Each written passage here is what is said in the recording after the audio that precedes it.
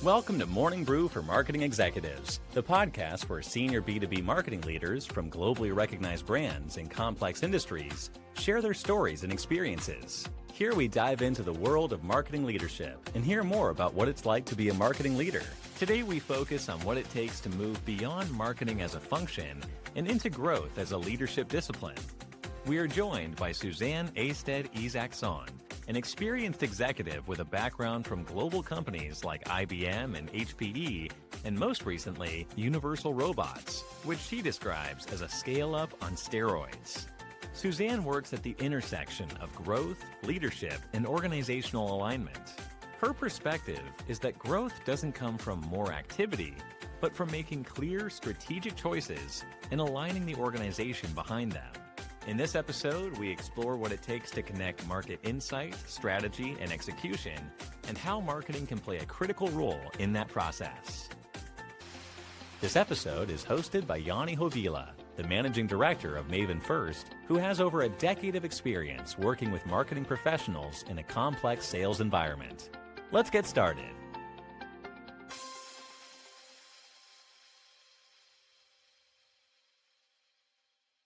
Hello, Susanne. How are you today?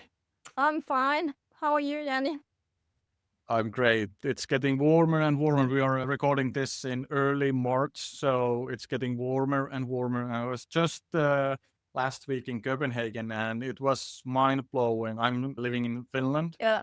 and it was something like -3, -5 when I departed to Copenhagen. And it was +12 last week. So we are getting all that sunshine a little bit more and more and getting towards summer. So it makes the world of difference, at least from my end. No, but honestly, my favorite season is this spring because everything is kind of coming alive. We have been hiding in our houses Yep. during the winter time, right? And I think it goes hand in hand with our today's topic as well, growth. Yes. And just to give you a little bit of background to our listeners, you have breadth of experience in the like mammoths in the industry, IBM, HPE, and such, and then also on the scale-up sides, on the Universal Robots side. Yeah. Can you give a little bit of overview of your career from today's date? Yeah, so as you just said, I've always been interested in growth, as you said. And for me, I wanted to do something on the commercial side. And I ended up in marketing. And I'm really curious. And I, from the beginning, understood that I liked being in close contact with customers and understanding customers and translating customer needs into something that you could actually sell. But on the other hand, what I really liked is look at things holistically. I look at the marketplace, I look at the customers, I look at how, the company, the strategy, where they want to go, how does everything across the organization fit into that, but also how do we make sure that the employees fit into that. So kind of, as I said, holistically, how do you make sure that you look across everything and get people in the same direction? And that's why when I started my career, I was always working some way or another in a commercial setup and with a title that was marketing. But it was never about marketing, actually. It was about growth. As I said, it was about how can, I as a person make sure that I contribute to the company growth, but also how can I as a leader contribute to the talents in my organization growing. And latest, as you said, I've been amongst the giants, so I know that game. But latest, I was in Universal Robots, which is actually a Danish company that is what I call as scale up on us or start up on steroids, because it was kind of when I was there, we hired 200 people in the first year, was about 1,000 people, but there was still a lot of growth happening, and also the kind of child diseases that is part of a company growth. Just like us, when we are growing, we have some learnings, and there are some things that need to be different, right, from when we are small kids to when we grow up. You probably also know that obviously learning to walk and then being on a bike, it's all about development and growth, right? So yeah, so I've been So around. very different angle or different view, being in a more, let's say, established. At least I bet there's not that many growth pains in IBM or HPE. Of course, pains and challenges are a little bit different. Yeah. Contrary to that, I like how you phrase that startup on steroids. So probably a little bit different angle. How you see the role of marketing differ in kind of, if you just think through from your history in the Universal Robots, contrary to those giants in the industry, is there a difference in marketing role? How you feel? I've always approached marketing the same way. I've always been looking at how can you make sure you're part of securing that the company is growing. But what I've also experienced is that some of my marketing peers have been more focused on maybe traditional marketing, looking branding. I've seen a trend very much towards more tactical approaches where you look at campaigns and what can you get out of those campaigns. And so for me, again, it's all about how do you make sure as a leader that you both understand the strategy on the company and support that, but also how you actually influence in the direction that you are going. So for me, I think the difference is between being more tactical and being more strategic, being part of the leadership team, influencing the leadership also with all the market data that you have in a position as marketing, right? You have a lot of insights on customers, competition, the market, and especially today, I think it's really important that you, as part of a senior leadership team and maybe also being the right hand of the CEO, that you are in that position where you can advise on, do we go left or right? What is the long-term vision and strategy? And to make sure that obviously then marketing moves and support that direction, but also that you have that alignment across the entire company, all the functions.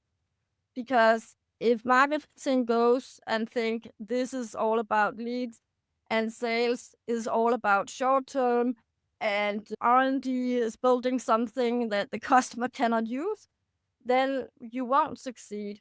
But if you agree on some that you go in the direction of a specific market, or some segments, and you all pull in that direction together with share targets and goals, and also communicate that to your team, then you have a bigger chance, much bigger chance to succeed. And I have to say that I also see giants fail because they don't do that, because they try to do everything at the same time. And then you actually end up confusing the organization. The consciousness about when you take a decision as a leader until the impact in the organization, that can be very short. So if you keep on thinking that you know, and saying that you change direction, then the organization will get whiplash, right? It's easy to agree. And multiple points. I like the idea we use the wording that if you go to the VP, director, CMO, kind of you are the lead marketer in the leadership team. It's more about you are more executive and secondly marketeer. You are an executive with the toolbox of marketing strategies and ways to impact. So I like how you framed that. You need to be holistic. You look those strategic initiatives and goals, and then you have the toolbox to influence others around you, but also deliver some of that value through your own marketing team.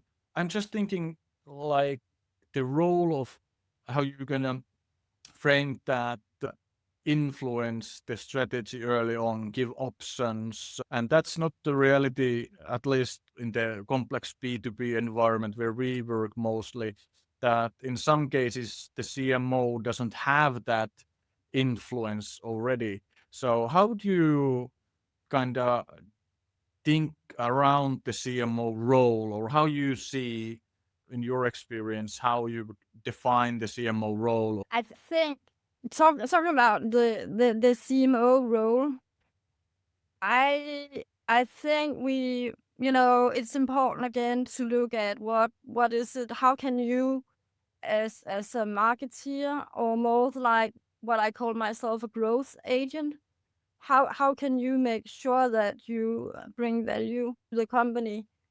And again, it's coming back to that you have that alignment on the strategy, that you show you don't just bring campaigns to the table, but you understand the strategy, you contribute to the strategy, you contribute with data, you contribute with your knowledge about the customers and the market, with also the knowledge that you gain from all the activities that you run. But also, for instance, in my last role, because I didn't talk a lot about that, but in my VP role, I had an organization on 80 people, right? And half of them, they were sitting out in the market. So I had a team that was building kind of the strategic decks and PR and branding that was obviously aligned with the strategy and the CEO and the senior leadership team. And then the other part was the ones sitting in the market, gaining a lot of knowledge on what was actually happening, what was kind of triggering the customers to buy in the marketplace. So for me, it's also really important that you don't, as a leadership team, sit in an ivory tower thinking now this we know all, right? It's really about using the muscles that you have, getting that insight also, so that you have that forth and back about this is the strategy, and then how does the strategy actually translate in the marketplace, and then get that feedback so that you can not maybe change the strategy, but at least modify how you address the market. I don't know if that answered your question. Yeah, I think so. And I always like when discussing with kind of how to influence the strategy, I like to get to those three pillars originated from the Blue Ocean strategy. Yeah. Segmentation, differentiation, and positioning. Those are kind of those core pieces. You mentioned transformative growth agent, Yeah. how you describe yourself. How would you say, what's the biggest difference or reasons you use this and not CMO or marketing leader or any of these kind of roles? Do we have identity crisis in marketing? I think, first of all, for me, I've never considered myself actually a marketeer as such, because I have a commercial mindset, right? So I try to look also across the customer journey and experience. I try to set myself in those shoes and then work across. But I also see, especially because I was also attending a discussion where we were talking about, do we have an identity crisis, as you were saying, but also do we see artificial intelligence taking over all the marketing jobs? And in my opinion, yes, if we only do tactics, if we only do the campaigns, there are some of the things that AI will definitely help us with. I come from tech, so I am not surprised because a lot of things can be automated.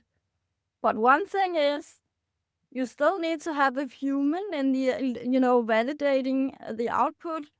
But also, I think what we need to do, if we don't already do it, is going back to the traditional kind of role where you look at the market, the customers, the partners, the competitors, and how does that fit into where we want to go with the company? How can we position ourselves? All those things. So for me, it's more like actually coming back to where we came from instead of being the very specialized in, digital marketing, event marketing, need to come together in my view and opinion.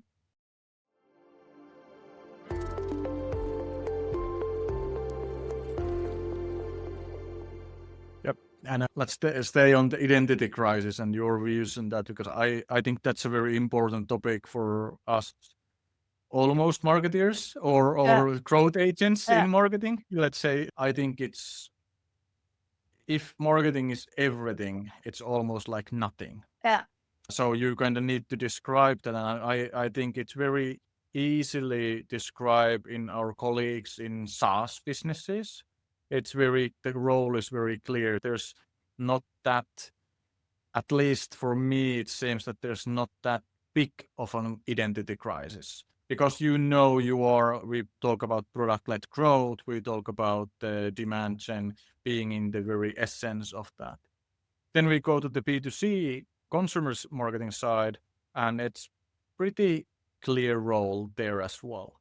But when we go to these sales-driven, engineer-driven, expertise-driven companies, suddenly we kind of go to the PowerPoint bureau, or what I learned last week, make anything happen department, from Christmas tree decorations to Yeah. and shout out to hopefully you're listening, who gave me this make anything happen department Yeah. phrase.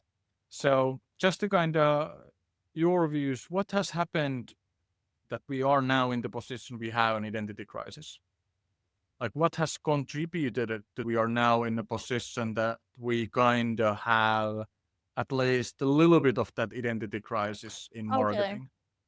I think first of all, I don't have an identity crisis because I've always not put myself in a box. And I think another reason why I don't have an identity crisis is because I've moved with the change. So again, you cannot think, and that's no matter which role you have, no matter which job and function you are in, it will always be changing depending on the surroundings, right?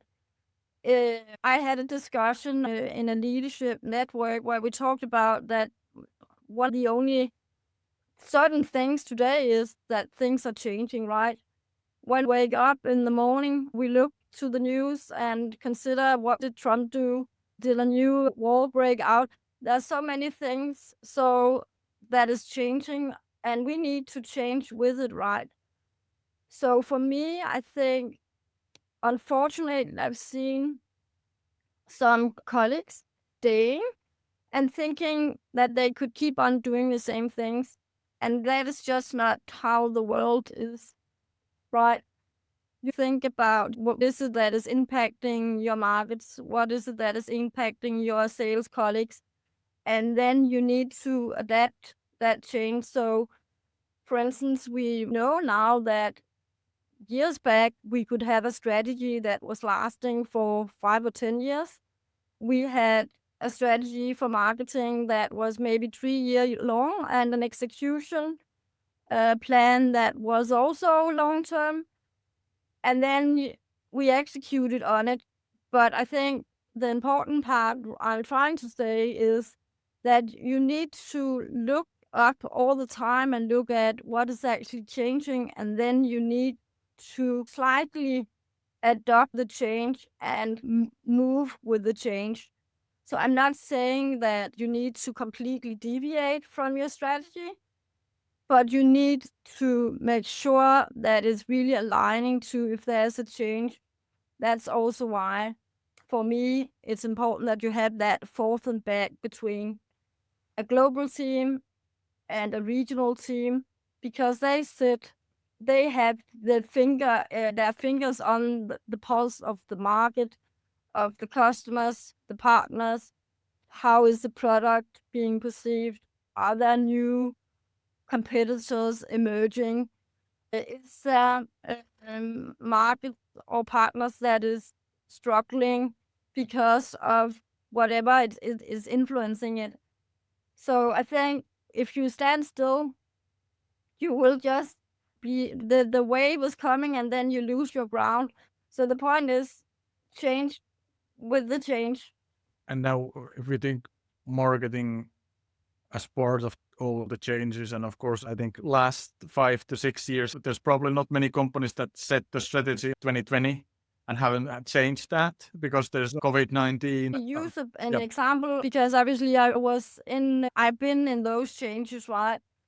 For instance, with COVID, first of all, I came home from Poland just before they closed the borders. And then when I came home 2 days after the Danish borders was closed. But as part of my role, I was responsible for a huge series of events. So we had 30 stops in Europe.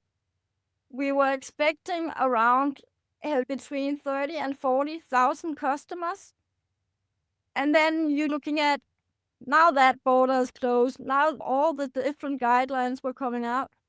And the only thing I could do was say, we need to think about the reputation of the company. We need to be sure that we don't spread any infection, right? So the only thing we could do was shutting it down. And that was a really, really hard decision, because obviously we had been working on it for a year and we were just ready to launch, but it was not the right to do. And then we needed to rethink, okay, how can we get all this out to the customers anyway? So we had to, go virtual. And that was an interesting exercise, but it's also something that you learn from. Yeah, and I like, because of course, when the tides are so high or the waves are so high that everybody can see those, like in the COVID or the geopolitical stance, get that we work as a one team to solve this. And we have seen this in many organizations, that the meme or joke around that COVID-19 was the consultant that started the digitalization project in our company, with all the virtual meetings, virtual events and such. But I think the interesting part is that we see more minor incidents, like almost weekly or daily. And then it's very harder to make that good decision or decision at all. It might be that one region is ahead of the sales target, and now you need to make a decision based on that. Or maybe they are behind the sales target.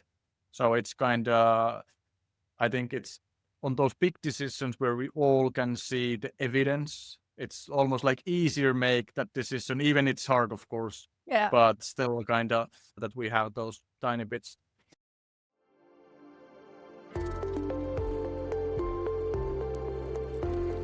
You mentioned alignment and the role and importance of alignment in leadership team. And just thinking about the role of the CMO and role of marketing in the commercial engine, how you have tackled that alignment part? Or has that been always imminent in your leadership teams that, oh, this is what marketing does, and we are already aligned on the role of marketing? Yeah, but I think, again, it's really about having those conversations, right? Because it is a very classical marketing and sales are not aligned.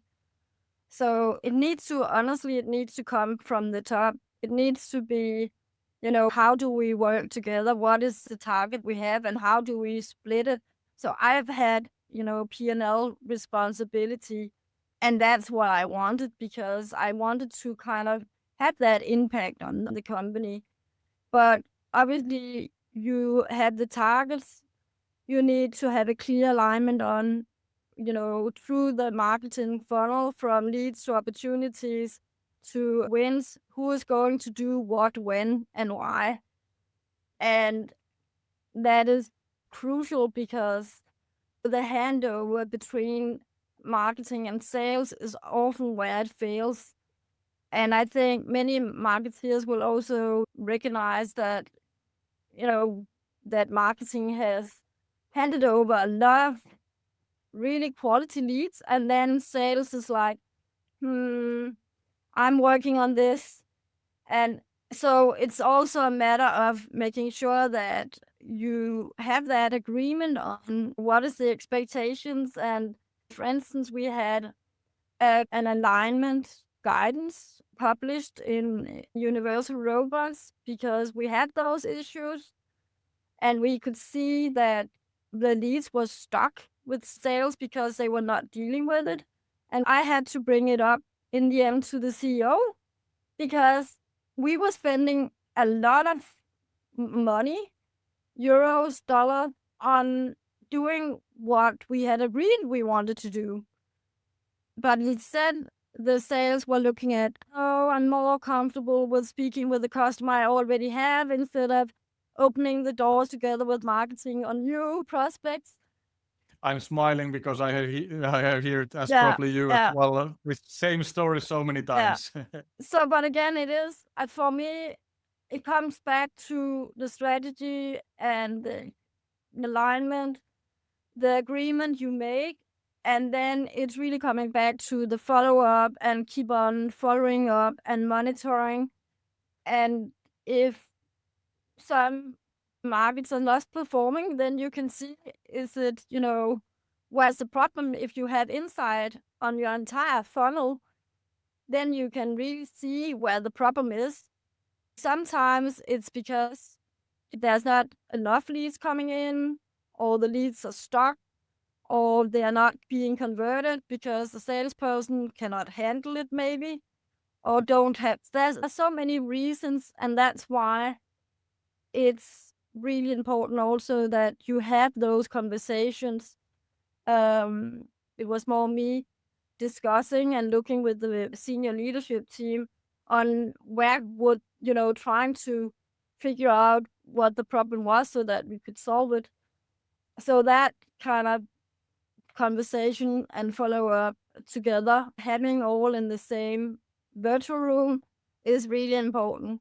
And having it globally, having it regionally, having it by market, so that you get really into the nitty-gritty, that is just important.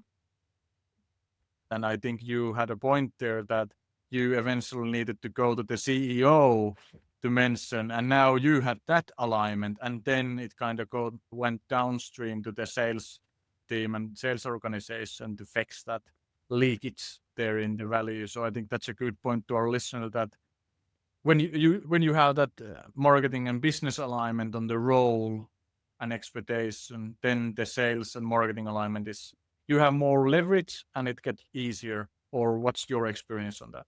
No, but it is easier, because again, there are so many things that can impact, right? You need to figure out what is the actual problems that you have, and then solve it.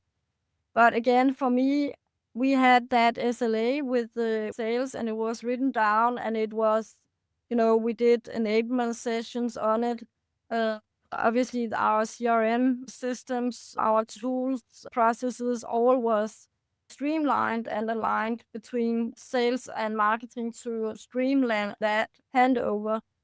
But again, we had that, so it was between sales and marketing and the CEO. This is what we are going to do, and this is how we are going to execute it. And he was actually the one hosting the meetings that we had when we looked at results, and we looked at pipeline for the quarters. And I was I introduced it in Universal Robots, looking at pipeline several quarters ahead, because what happens often is that sales comes, well, we cannot meet our target. Can you please do something? And then it's just, if they need it tomorrow, then it's just, we cannot do magic, right? So looking into how is the average conversion between a lead and a win through the funnel, and then actually by quarters how much you actually need to be able to meet or exceed your targets. So we had all that, and we were looking at how were we performing, and then we were into the nitty-gritty on why is Northern Europe not performing? Well, it's because of Finland and that salesperson. So again, for me, it's all about the data. That is so important. And I have to say, when I started in Universal Robots, I felt I was flying blind because we did not have that. I didn't know how there was basically not a global plan for marketing, and plan that was not aligned with the CEO. Everybody was doing their own thing. So it was really difficult. And then I had to step by step, process by process, tool by tool, establish all the processes and get so that I was able to get the data I needed to take the right decisions.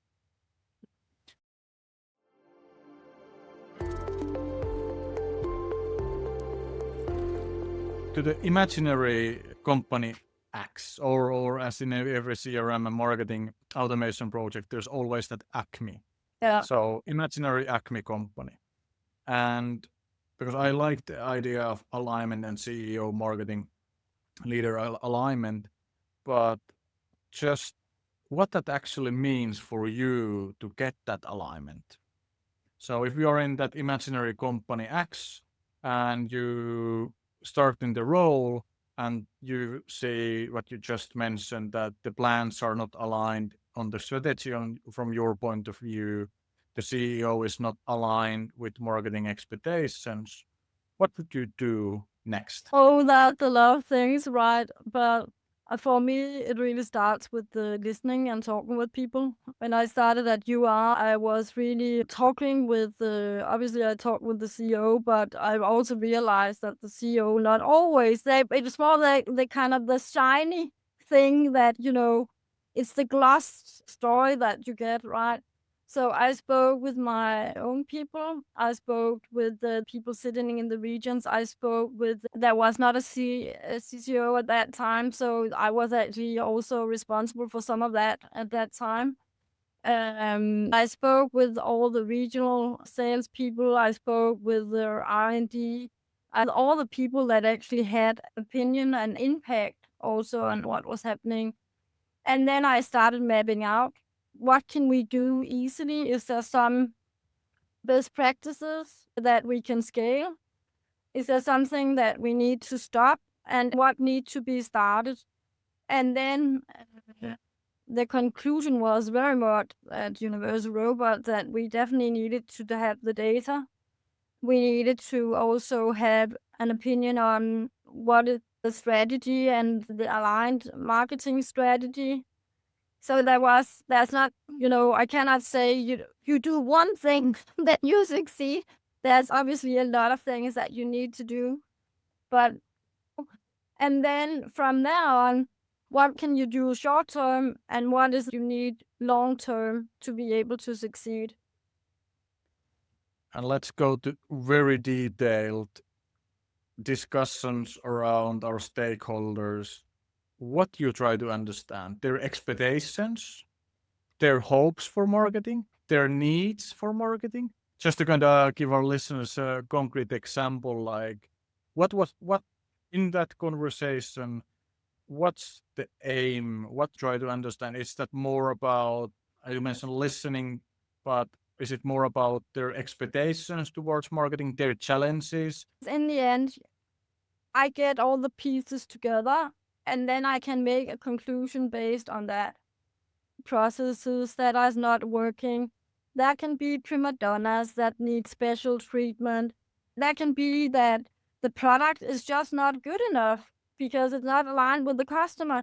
So you get different opinions about different things from different people, and then you can pull it all together, and then you can make your conclusion with a lot of different points, because that was actually in reality what I did. I realized that there had not been new launches of products for a long time, so it was something about the speed of innovation, while actually competitors was running fast, because you are at that time was the market leader and unicorn. There was sales saying we're not getting enough leads or not good enough leads, and then you went to marketing, and so again, it's obviously really practicing that listening, and then trying to also challenge sales with the information you get from marketing and vice versa. Challenge R&D with the data you have from the market and from the partners, for instance. So it sounds messy, and it is a bit messy, right? Because you need to collect a lot of data. It can be done in quite fast, and then it is important that you also figure out, because there are things that will be working anyway, right? And then you can start scaling those while you are fixing the rest. Does that make sense? Yep, 100%. And I want to dive a little bit more on the detail side. I think it's easier said than done. That Yes. have a bunch of conversation and suddenly you see the light and you are in the position to make decision or recommendation, or you have an alignment. When we do, of course, our role is more working as a partner with the CMO or marketing leader. But my favorite questions for those, we call this marketing internal brand analysis. My favorite question is, how would you define your marketing's role? What would be your expectations in the next medium term, 3 to 5 years? Yeah. No, but basically what you do is an old-fashioned SWOT analysis, right? Because you understand what is the possibilities and challenges internally, and also the same you do for the outside, right? And there's a lot, obviously, you can impact on the inside, but again, you also need to kind of choose your battles and your must-have wins, both on a short term but also a long term. So for me, it was, okay, how do we turn around this, and making sure that people are with us? Because also I stepped into an organization where people were stressed because there wasn't a plan. So they were trying to do a little bit here and a little bit there. And obviously, if you are not feeling that you are actually succeeding, you don't know how to become a success. That is frustrating and also stressful. So you cannot drive everything at the same time, and that's why you need to figure out, okay, what can you do short term, and then what is it that you can introduce over time. And I did, when I stepped in, marketing contributed 12% to the revenue, and when I was done with it, it was almost 36%. So doubling over 3 years. So we were running pretty fast with our changes anyway. Yeah. Yeah, and I just liked what you mentioned, that when you are in that new position or maybe even existing position, it's how important it's to map your stakeholders. You used the word prima donnas. Yeah. Because there's always that there's different stakeholders, some influence more and some less. Yeah. So how to map out those and use that also in your intelligence. What's your learnings around the value communication? Because what we see now, many battling, is that how we prove the marketing value. So why you think it's difficult to have those conversations around marketing value and the market impact, or is it hard? Well, I would say that I spent too much time actually arguing the value, and I quickly realized that it is because you don't sit where the decisions are made. So for me, it's really about not talking about the tactics, not talking about the glossy pictures in the campaign. It's about talking with the business, as I said, on where are we going? How can marketing support? How do we make sure the entire organization win the battles that we have decided?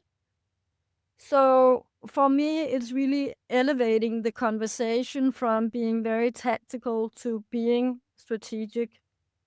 So being in around the table where the decisions are made and where you can impact them before you start having a problem. How would you say, based on your experience, that because for me it seems that the more clear the role for marketing in the organization is for the leadership team, and the less they ask about ROI or how to prove yourself or marketing. Do you see there's a correlation between how Yeah. clear the expectations are Yeah. and the need to prove, or how you feel? Yes, it is. And it's not only in the senior leadership team, it's also with the board actually. Because you can also have conversations with the board. That is where it's even more important that you kind of have those agreements on what marketing bring the value. Because you can also still say, what I've seen is also that you do all around performance marketing and driving pipeline, right? But if you want to enter a new market, you also need to spend money on branding and positioning. So it's really important that you have that agreement on, okay, we cover the entire market. This is what we do when we need to enter a new market. This is how we impact, and this is how we drive pipeline. This is how we make sure that the marketers understand we are the thought leader. So it comes back to setting the alignment and the expectations and having them nod to that and having them agree, because then you have that support. If they are also engaged from the beginning, then it's more difficult to step out and say, I don't know, because they were actually part of the decision that was made. That's a good point. Not work in silo or your own kind of built mental castle or silo. I would still say no matter what, the board will always ask for more, right? I've been asked so many times, well, you ended up 110%, why you could do 120%, and obviously with a smaller budget.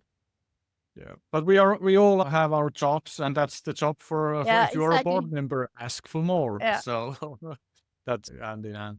How much did you show the actual campaign side of things? Because we see that if we only are on the higher level, it's hard to have that evidence in place that we actually impacted our brand positioning or our pipeline in this certain way if we don't show some of those concrete things we actually did to deliver. If you catch me, like, how did you balance the act of not flying all the time in the strategic level or in the 10,000 feet level altitude, but still not going tactical?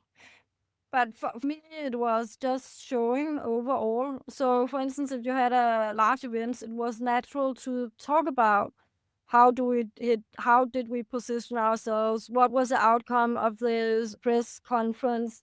What was the outcome of the overall event? So I think you can easily, not easily, that's maybe a little bit optimistic, but you can balance between like, this is what we agreed, and this is the strategy for, and this is how we executed on it. So you both have maybe some visuals, and then you have the numbers, because I think honestly the board was more interested in the numbers, but again, it obviously part of the visuals is also what is impacting the customers, right? If it's not interesting campaigns that we are doing, then there will be less outcome. So it was also about telling building a story for them on all the things that you did. So not only we did this event, but beforehand we did this and that to ramp up. And then we did that, and then we did the follow-up. So I think it's also about the narrative so that they understand it's not standalone. And we actually talked a lot about that. I've spent a lot of time talking with senior leaders about that. That is not only a tactics, it's all the things, the little things you do before and especially after. Yeah, 100%. I'm just introducing the outcome view to the story and driving from the outcome view together with then the evidence, the tactics, how did we get actually the outcome and value we delivered. Yeah. So yeah, makes sense. Yeah. So it's But a I think little bit that's the like the challenge why from and the the how, strategy. because this is what we agreed, and this is how we did it, and this is the outcome, and this is how we want to move on from here. So it's also about, well, we won't do if it's not a success, don't hide it, but show that you have learned from it, right? So this is what we want to do differently next time. Or if it's a success, how can you scale it? If it's, for instance, a campaign that has been running in one country or one region, show how you want to scale it to new markets.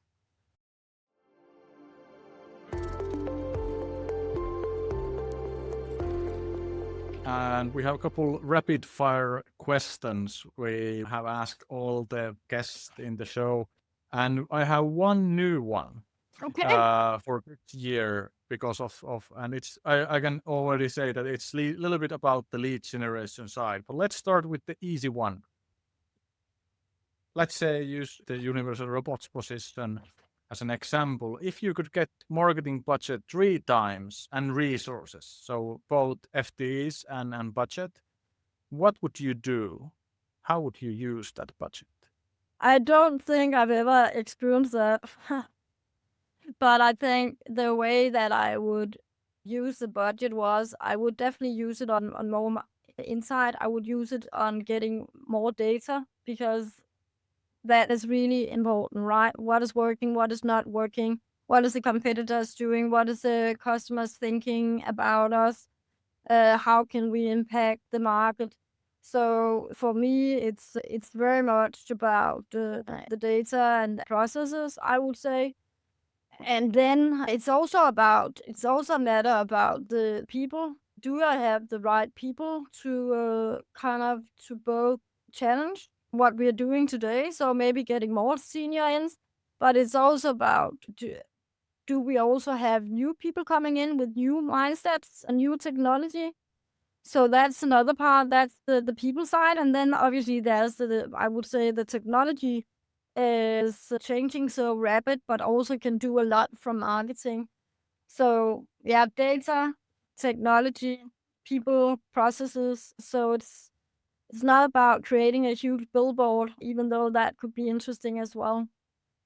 Yeah, and we know Super Bowl ad. Yeah, or Well, or honestly, we did not do that, but that was, for instance, in a Universal Robots. People wanted to showcase the robot arms. So we did use it in huge tennis, for instance, where it was throwing the balls to the players. We have had robots playing violin. We have had robots dancing. So you can do a lot of creative things if you have the right mindset. It doesn't have to be expensive. yeah, that's a good. Another one. What one tip would you give yourself when starting in your first leadership position? Well, we have talked about it a lot already, right? Spend less time talking and discussing and the value of marketing. Spend more time on understanding how you can impact the strategy and then help execute it. And that's a perfect clip, this episode, summarizing everything. So we will add that to all socials and everything, because I think that's a perfect clip for everything. And now we come to my promised add-on question. It's not probably a question, it's more about a thought process. Because last year we ended up having many conversations like what happens after lead generation. And we noticed that many marketing leaders already see that lead generation in kind of that submit the form kind of way, register, download a white paper, download a brochure, register to that or that, doesn't work as well as it used. And then when we ask about the marketing trends, there's all those black social, no click content, no directly viewable, consumable content. How this will affect our able to prove and communicate value? And do you see the change happening? I think I've seen the change, but again, it's about, for me, it has always been, okay, understanding what is happening and then trying to change that and test it out.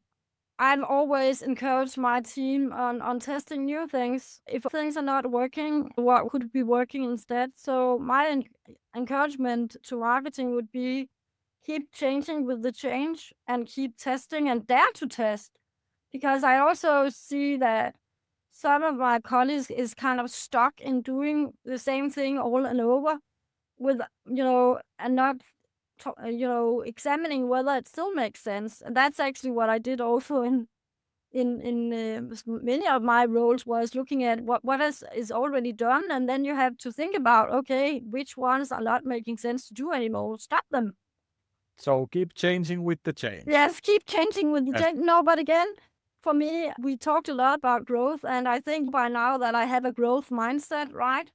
And that's instead of being fixed, grow, learn. Yeah, and be open for opportunities and be ready to change when there's a need for that.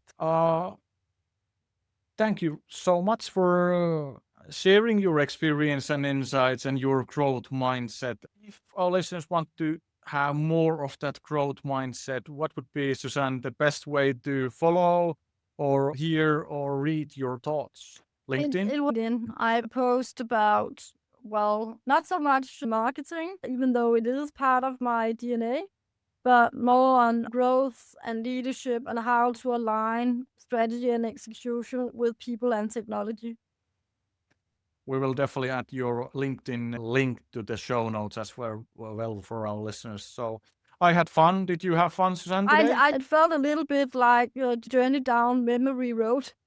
Hopefully that's a good thing. Yeah, definitely. Thank you very much for joining us today. And thanks for our listeners as well. We see you next time. Thank you. Ciao, ciao. Thank you for listening to Morning Brew for Marketing Executives. We hope you found today's episode insightful and inspiring. If you enjoyed the conversation, please subscribe and leave us a review. It helps us bring you more stories from marketing leaders. This podcast is produced by Maven First. For more information, please visit mavenfirst.com.